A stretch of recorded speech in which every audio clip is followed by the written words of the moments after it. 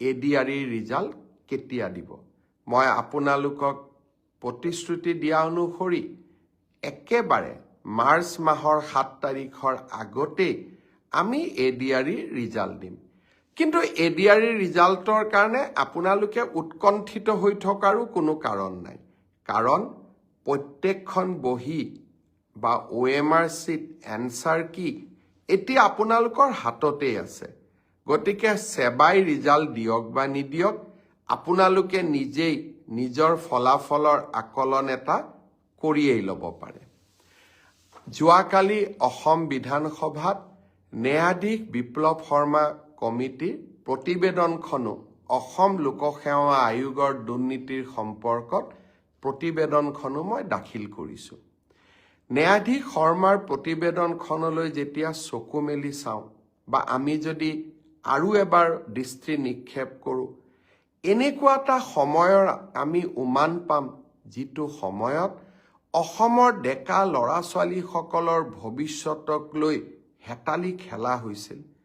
কংগ্ৰেছ চৰকাৰৰ দিনত লোকসেৱা আয়োগৰ পৰীক্ষাই হওক, প্ৰতিটো পৰীক্ষাতে দুৰ্নীতি আৰু টকা পইচাৰ লেনদেনে দুখীয়া আৰু মধ্যবিত্ত সমাজখনৰ পৰা চৰকাৰী চাকৰিৰ আশা আকাংক্ষা বহু দূৰলৈ লৈ গৈছিল। এতিয়া মোক কিছুমান যুৱক যুৱতীয়ে সুধি থাকে, ছাৰ ৰিজাল্ট কেতিয়া দিব, ছাৰ পৰীক্ষাৰ ফলাফল কেতিয়া দিব। মই মনতে ভাবোঁ যে আজি যদি অসমত কংগ্ৰেছ চৰকাৰ থাকিলহেঁতেন, ৰাকেশ পালৰ দৰে APSCৰ চেয়াৰমেন থাকিলেহেঁতেন, কোন তাৰিখে এডিআৰিৰ ৰিজাল্ট দিব, অসম পুলিচৰ কোনদিনা ৰিজাল্ট দিব, OMR চিট কেতিয়া দেখা পাম, এইবিলাকৰ উত্তৰ এটাই থাকিলহেঁতেন যে যিদিনাখনে আমাৰ টকা পইচাৰ লেনদেন সম্পূৰ্ণ হ'ব সিদিনাখনে আমি ৰিজাল্ট দিম। এইটোৱে কংগ্ৰেছ চৰকাৰ যদি অসমত থাকিলেহেঁতেন, আজি সকলোৱে এই এটাই উত্তৰ লাভ কৰিলেহেঁতেন। আপোনালোকে যেতিয়া মোক প্ৰশ্ন কৰে, মই যিহেতু কংগ্ৰেছ চৰকাৰৰ দিনতো এই গোটেই পৰিৱেশবিলাক দেখা পাইছিলোঁ, মোৰ মাজে মাজে মনত হাঁহিও উঠে আৰু মাজে মাজে মই চিন্তাও কৰোঁ যে আজিও যদি অসমত কংগ্ৰেছ চৰকাৰ থাকিলেহেঁতেন এই প্ৰশ্নবোৰ কোনোবাই কৰিলেহেঁতেন। কিন্তু এই প্ৰশ্নবোৰৰ উত্তৰ দি মই ভাল পাওঁ, কাৰণ আপোনালোকৰ যিমানেই মই প্ৰশ্নৰ উত্তৰ দিব পাৰোঁ, সিমানেই অসমৰ নতুন প্ৰজন্মৰ মাজত বিশ্বাস আহে যে আমি স্বচ্ছতাৰ মাজেৰে কাম কৰিছোঁ। যোৱা পৰহি দিনাখন লোকসেৱা আয়োগত এইবাৰৰ পৰীক্ষাত পাছ কৰা 200জন যুৱক যুৱতীক চৰকাৰী চাকৰিৰ নিযুক্তি পত্ৰ হাতত তুলি দি মই আকৌ এবাৰ প্ৰাপ্তিৰ আনন্দ অনুভৱ কৰিছিলোঁ।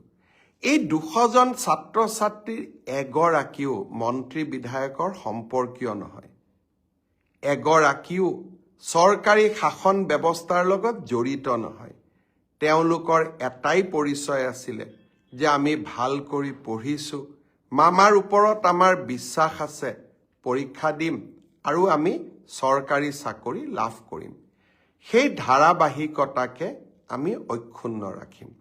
এডিআৰিৰ ৰিজাল্টৰ পিছত লাহেকৈ মাৰ্চ মাহৰ ভিতৰতে আৰু পাৰিলে আৰু আগতে অসম পুলিচৰ পৰীক্ষা আৰু আমাৰ শিক্ষক নিযুক্তিৰ যিটো প্ৰক্ৰিয়া আমি আৰম্ভ কৰিছিলোঁ তাকো আমি আগুৱাই লৈ যাবলৈ চেষ্টা কৰিম। শিক্ষক নিযুক্তিৰ কথা মনলৈ আহোঁতেই মই আকৌ এবাৰ গৌৰৱ অনুভৱ কৰিছোঁ যে অসমত 2008 চনৰ পৰা মাত্ৰ 8,000 টকাৰে কণ্ট্ৰেকচুৱেল টিচাৰৰ কাম কৰি থকা আটাইকে যোৱা 15 তাৰিখে মই নিয়মীয়া চৰকাৰী চাকৰিৰ নিযুক্তি পত্ৰ তুলি দিবলৈ সক্ষম হ'লোঁ। আকৌ এক প্ৰাপ্তিৰ আনন্দ। 1 লাখ চৰকাৰী চাকৰিৰ প্ৰতিশ্ৰুতি দিছিলোঁ, লাহে লাহে 1.5 লাখ চৰকাৰী চাকৰিলৈ মই গতি কৰিছোঁ।